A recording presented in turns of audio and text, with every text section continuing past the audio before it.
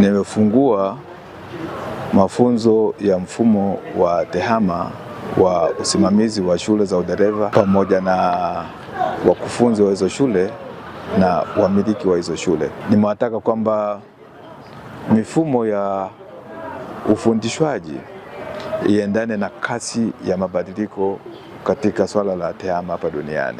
Nimewasihi sana wakufunzi, walimu, wenye vyuo kuzingatia swala la sheria, kanuni na taratibu zilizowekwa ili kuepuka taarifa danganyifu, kwani kwa kufanya hivyo watakuwa wameingia katika vitendo vya ukiukwaji wa sheria za nchi. Vile vile nimeelezea sana masuala ya usalama barabarani. Usalama wa barabarani uwe ni kipaumbele cha kwanza. Nimewataka wafundishe kwa vitendo madhara ya mwendo kasi, ulevi na uzembe. La muhimu zaidi ndio sisitiza ni kuhusiana na nidhamu.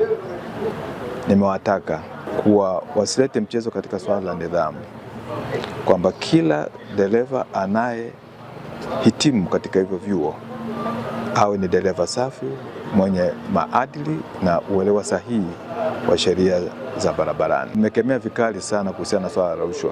Utakuta kwamba katika hivyo vyuo, vingi vya vyuo vinatoa vyeti feki na bila kufuata utaratibu. Mtu asiye na sifa ni sawa na kuweka maisha ya wananchi rehani.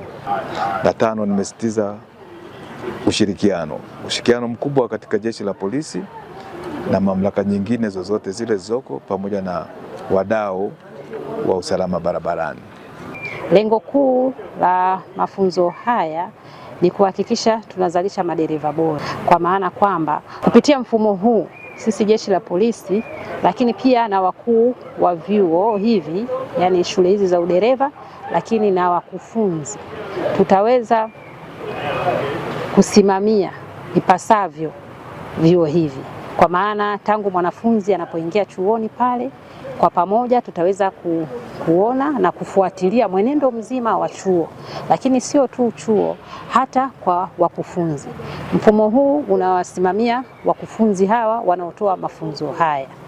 Mfumo huu umeunganishwa na mifumo mingine kuweza kupata taarifa mbalimbali.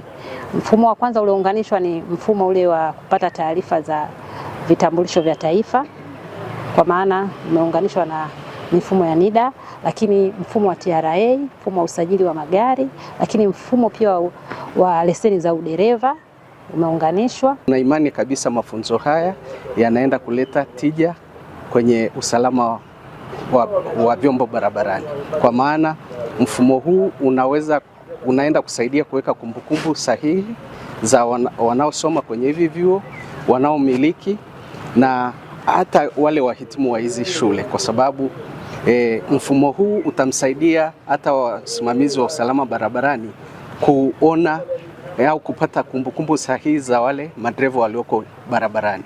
Kwa hivyo data zao zinaweza kupatikana, shule uliosoma, mkufunzi aliyekufundisha mafunzo hayo, na mwaka gani umemaliza, na taarifa za dereva zinazohusiana na mafunzo hayo.